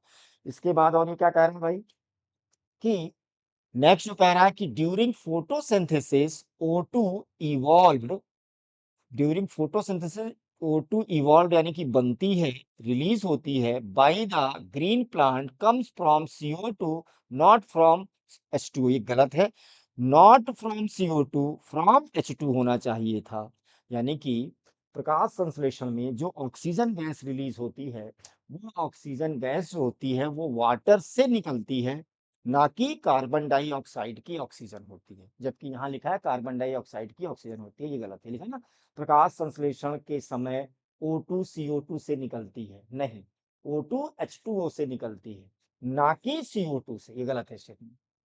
देयर इज, और पूछा क्या था भाई, करेक्ट पूछा है, तो अभी दोनों जो है गलत निकली हैं। There is a clear division of labour with chloroplast, clear division of labour होता है कि 2-3 बार ये बात हो गई हम लोगों की कि लाइट रिएक्शन अलग होगी कहाँ, मेम्ब्रेनस सिस्टम में, ग्रेना और थैलेकोइड लैमेली में, और जो डार्क रिएक्शन होगी वो लिक्विड पार्ट यानी कि स्ट्रोमा में होगी, तो ये सही है। Dark reaction are not directly light driven but are depend on the product of biosynthetic phase, product of biosynthetic, dark reaction को ही तो बायोसिंथेटिक कहते थे। On the product of photochemical phase, photochemical phase होना चाहिए था यहाँ पर, फोटोकेमिकल लिख देता, हेल्थ रिएक्शन लिख दे सकता था, है ना, या लाइट डिपेंडेंट लिख सकता था, या लाइट रिएक्शन लिख सकता था, तब ये सही होता। ठीक है ना।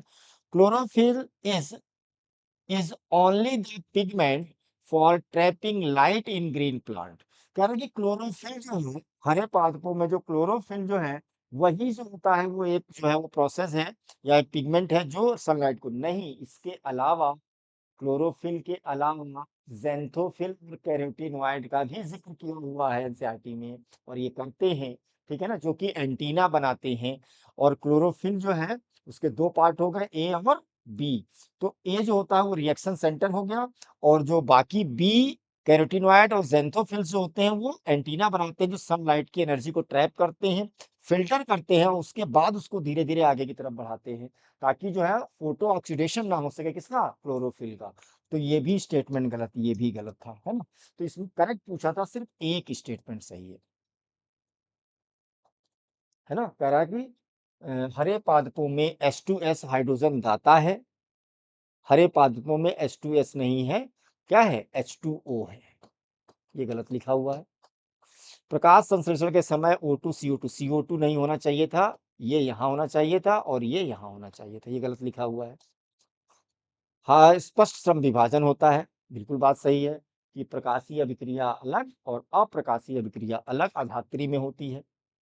और अंधनाल अभिक्रियाएं प्रत्यक्ष रूप से प्रकाश पर निर्भर नहीं होती, लेकिन जैव संश्लेषण, ये गलत लिखा हुआ है, ठीक है ना। यहाँ प्रकाश वाली, प्रकाश रासायनिक अभिक्रिया लिखना चाहिए था, ये भी गलत।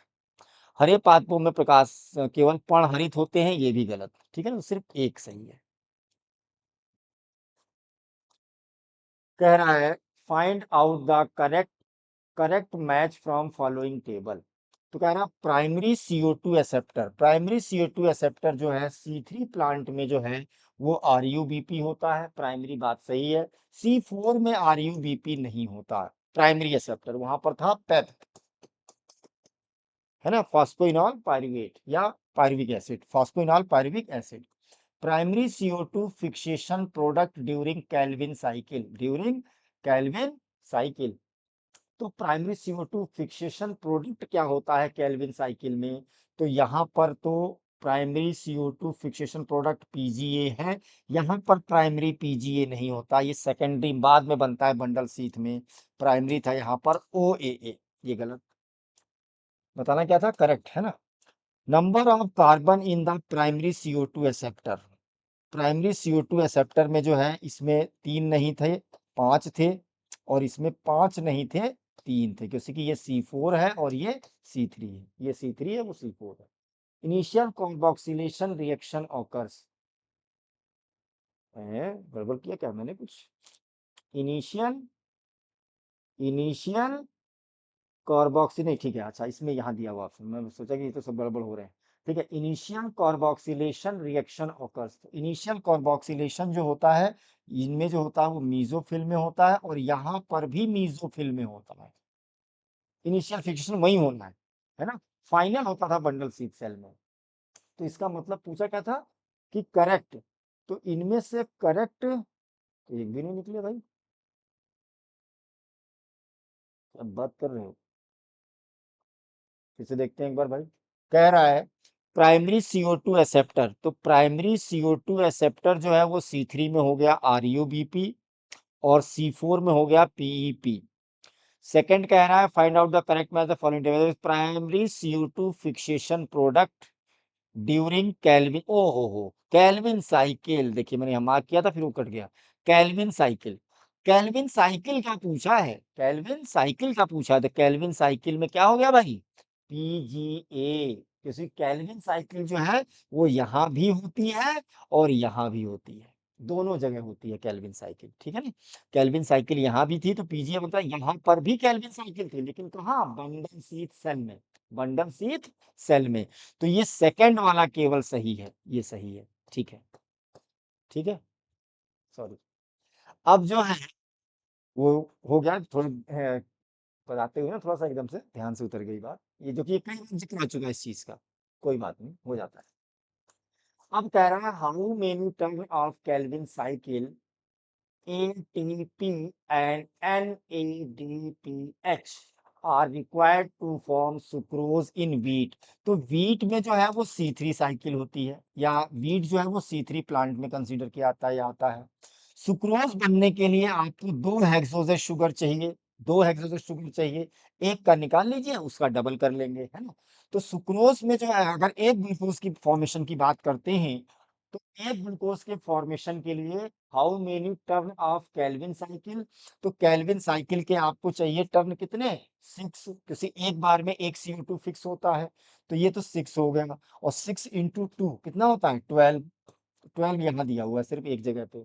अच्छा एटीपी से काउंट कर लेते हैं, तो एटीपी कितने चाहिए थे इसमें, एक एक ग्लूकोज के फॉर्मेशन के लिए आपको चाहिए थे कितने, अभी आपने काउंट किए थे 18, है ना। तो दोनों के लिए कितना चाहिए 36, 18 है ना।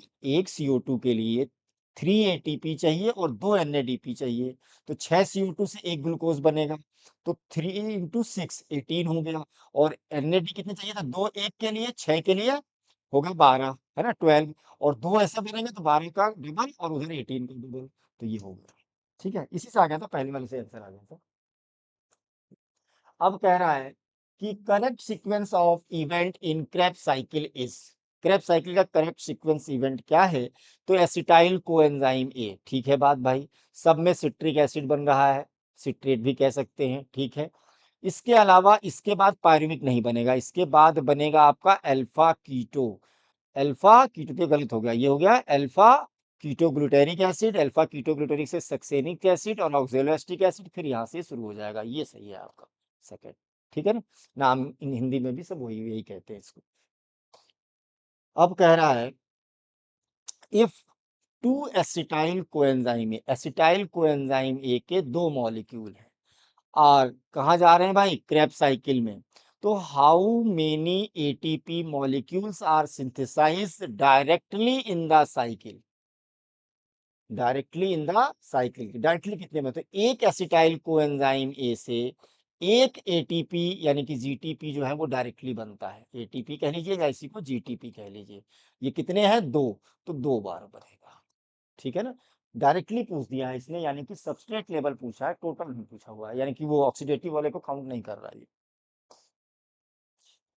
Respiratory question less than 1 indicate, यानी कि रिस्पिरेटरी क्वेश्चन जो है, यानी वो जो है वो एक से कम कब होगा, जब O2 जो है वो ज्यादा होगा किससे, CO2 से, CO2 कम होगा और O2 ज्यादा होगा, तो कम वैल्यू को ज्यादा वैल्यू से जब डिवाइड करेंगे तो उसकी वैल्यू हमेशा पॉइंट में यानी कि लेस देन 1 आएगी, ठीक है ना। तो इसमें कह रहा है कि carbohydrates are used as respiratory substrate, नहीं कार्बोहाइड्रेट्स में तो जो है इसकी वैल्यू जो है वो 1 आती है, 6 यूज होते हैं, ठीक है। जबकि organic acid are used as respiratory substrate, इसमें भी नहीं था, कहां पर था कि ऑक्सीडेशन कंज्यूम मोर O2, ज्यादा O2 होगी और देन CO2, ज्यादा O2 होगी जिसमें किससे CO2 से, तब ये होगा, ठीक है ना। और इसमें तो इसमें ज्यादा आएगा, गलत हो गया आंसर, थर्ड हो गया। नेक्स्ट क्या कह रहा है भाई, which statement is correct for photosynthesis, photosynthesis के लिए इसमें से कौन सा करेक्ट है, तो CO2 is reduced and oxygen is released, ठीक। H2O इज रिड्यूस नहीं, H2O जो होता है वो ऑक्सीडाइज होता है, तो इसमें ये तो रिड्यूस होता है और oxygen and its oxygen is release, नहीं ये गलत, इट्स ऑक्सीजन नहीं होगा, इसकी ऑक्सीजन नहीं निकलती है, वाटर की निकलती थी, ये भी गलत। CO2 इज ऑक्सीडाइज, गलत, रिड्यूस होता है। H2O is oxidise and its oxygen is release as, ये सही है, ठीक है। Substrate for photo respiration, substrate क्या होता है, अधात्री पदार्थ क्या है इसके लिए, तो होता क्या है कि 5 कार्बन का कंपाउंड RuBP जो है वो रूबिस्को जो होता है वो CO2 की जगह पर O2 को जोड़ करके 5 कार्बन ही बनाता है, और ये 5 कार्बन दो पार्ट में टूट जाते हैं, 2 कार्बन और 3 कार्बन, तो ये तो PGA ही होता है, ये होता है आपका फास्फो, PGA का मतलब ये हो गया नहीं, पीजीए का ये हो गया ये आपका, ठीक है ना। ये हो गया फास्फोग्लाइकोलेट। क्या हो गया? फास्फोग्लाइकोलेट। और फास्फोग्लिसरेट या ग्लिसरिक एसिड होता है। तो ये तो सब में बनता था, लेकिन नया यहाँ क्या बना? फास्फोग्लाइकोलेट। ठीक है ना? तो ये जो है यहाँ पर सबस्ट्रेट फॉर जो है वो है किसके लिए? फोटो रिस्पायरेशन के लिए। फोटो रिस्पायरेशन के लिए। ठीक है। अब नेक्स्ट क्या कह रहे हैं भाई क्वेश्चन इसमें? नेक्स्ट कह रहा है कि 196 में कह रहा है कि break down statement are correct with respect to cellular respiration, कि सेलुलर रिस्पायरेशन के लिए जो है कोशिकीय श्वसन के लिए कौन से इसमें से कथन सही है, करेक्ट है, इनकी बात कर रहा है। ठीक है ना? तो पहला कह रहा है कि break down of complex molecule to yield energy takes place in cellular respiration. Chloroplast लिखा हुआ है, क्या होना चाहिए था? माइटोकॉन्ड्रिया। सूत्र कणिका होनी चाहिए थी। ठीक है। Breakdown of carbon carbon bond of complex compound through oxidation occurs in the cell. कहां पर हो रहा है? सेल के अंदर। ये भी बात तो सही है बिल्कुल। ठीक है ना? कि सेल के अंदर जो ब्रेकडाउनिंग होगी एक एक पार्ट की। इनका कुछ पार्ट जो है वो आपका कहाँ? साइटोप्लाज्म में, और कुछ पार्ट माइटोकॉन्ड्रिया में। अगर वो यूकैरियोट्स है तो, अगर वो प्रोकैरियोट्स है तो साइटोप्लाज्म में ही होगा। यूकैरियोट्स होगा तो साइटोप्लाज्म में भी होगा, माइटोकॉन्ड्रिया में भी होगा। Organic acid can not be used, can not be लिखा है, ये गलत है। Can be used as a respiratory substrate, कर सकता है ऐसा। ठीक है ना? प्लांट्स में, लोअर प्लांट्स भी लिखा हुआ है, प्लांट्स में है ये। ठीक है ना? लोअर प्लांट्स भी होना चाहिए था। Energy released in a series of slow step wise enzymatic reaction. ठीक है? एक साथ पूरी एनर्जी नहीं निकलती, तो दो स्टेटमेंट सही है और दो ही गलत है। How many times D carboxylation यानी कि CO2 का निकलना, है ना? वी कार्बोक्सीकरण है ना, CO2 का रिलीज होना, ऐड होता तो कार्बोक्सिलेशन कहते। Occurs during one Krebs cycle, एक क्रेब साइकिल में कितनी बार ये होते हैं? तो क्रेब साइकिल में इंटर क्या किया था? 2 कार्बन का कंपाउंड, कौन सा? एसिटाइल कोएंजाइम ए। तो वही दोनों जो है वो रिलीज होते हैं, उसी को आपने कह दिया कि 2 बार जो है वो डी कार्बोक्सिलेशन होगा। अगर यही पायरुविक एसिड से होता तो 3 होते। एक सेकंड, 1 क्रेब साइकिल। अच्छा ठीक है। अब कह रहा है 198 which statement is not correct, सही नहीं है किसके लिए? Photo phosphorylation. कह रहा है कि कौन सा इसमें से सही नहीं है? फोटो फास्फोराइलेशन के लिए। ठीक है ना? सही नहीं है। फोटो फास्फोराइलेशन यानी कि सनलाइट की प्रेजेंस में, फोटो फास्फोराइलेशन यानी कि सनलाइट की प्रेजेंस में एटीपी के बनने की बात हो रही है। एटीपी बनेगा, एटीपी एटीपी बनेगा, लेकिन सनलाइट की प्रेजेंस में एडीपी और आईपी को जोड़ते हुए। ठीक है। It occurs in chloroplast and in mitochondria both. तो ये जो है क्लोरोप्लास्ट में फोटो फास्फोराइलेशन, माइटोकॉन्ड्रिया में कहाँ हो जाएगा? ये तो गलत हो गया। ठीक है ना? माइटोकॉन्ड्रिया में कहा जाएगा भाई? ये तो जो है यहाँ पर था सिर्फ कहाँ? क्लोरोप्लास्ट में। हाँ, अगर ये कहते सबस्ट्रेट लेवल, तब दोनों में सही हो सकता था। ठीक है ना? अगर ऑक्सीडेटिव कहता तब भी गलत होता, क्योंकि ऑक्सीडेटिव सिर्फ यहाँ पर होता है माइटोकॉन्ड्रिया में, ये गलत हो गया। Non cyclic photophosphorylation does not takes place in stroma lamellae. Stroma lamellae में नॉन साइक्लिक वाला फॉस्फोराइलेशन नहीं होगा, है ना? ये सही है बात। एटीपी प्रोडक्ट ऑफ फोटोफॉर, ये प्रोडक्ट होता है, देख ही रहे हैं। और ये कीमोऑस्मोटिक तरीके से बताया गया है, समझाया गया है। कह रहा है in which step substrate level phosphorylation, direct phosphorylation कब होता है, यानी कि क्रियाधार स्तर पर फॉस्फोरीकरण कब होता है, यानी कि डायरेक्ट एटीपी कब बन जाता है? तो वो बनता था कब? जब जब फॉस्फोइनॉल पायरुवेट बनता था किसपे? पायरुविक एसिड में, पीईपी। जब पीए में कन्वर्ट होता था तब, जबकि ग्लूकोज से ग्लूकोज 6 फॉस्फेट बनता था, यहाँ कंज्यूम होता था, यूज होता था। 3 फॉस्फोग्लिसरेट से 2 फॉस्फो, तो ये तो सिर्फ पोजीशन चेंज होती थी, यहाँ तो एटीपी जो है ना बनता था ना यूज होता था, है ना? यहाँ तो यहाँ पर रिलीज हुआ एक, है ना, एटीपी। और ग्लिसरॉल्डिहाइड 3 फॉस्फेट से 1,3 बिस, 1,3 बिस फॉस्फोग्लिसरॉल्डिहाइड, तो यहाँ पर जो है आपका NAD2H वाला यूज था, है ना? ये नहीं होगा, कौन सा होगा? थर्ड। ये ग्लाइकोलिसिस से है ना? रिस्पायरेशन EMP पाथवे वाले से क्वेश्चन था। Last question, if one triose phosphate completely oxidise inside prokaryotic cell, prokaryotic cells के अंदर पूरी तरह से ऑक्सीडाइज होगा तो कितना गेन होगा एटीपी का? तो ट्राइओस फॉस्फेट से जो है, यानी कि जो 3 पागल है, 3 फास्फोग्लिसरॉल्डिहाइड है, यहाँ से पहले बनेगा पायरुविक एसिड और पायरुविक एसिड से बनेगा एसिटाइल कोएंजाइम है और ये साइक्लिक प्रोसेस में जाएगा। ठीक है ना? तो जो साइक्लिक प्रोसेस होती है यहाँ पर जो है वो 3 जो है, तीसरे 3 NAD यानी कि 3 into 3, तो ये होगा 9।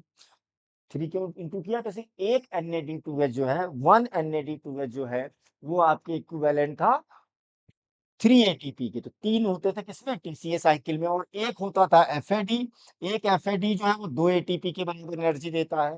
तो ये हो गया 9 और ये 2, 9 और 2 हो गया 11, और एक डायरेक्ट बनता था, तो ये टोटल इससे हो गया 12। यहाँ पर से एक NAD2H बनता था एक मॉलिक्यूल से, तो उससे 3 ATP हो गए इससे, और इनके बीच में यहाँ से 2 ATP, 2 ATP और एक NAD, तो एक NAD के बराबर 3, है ना? तो ये हो गया आपका 12, ये 15, 15 और 5 20, 28।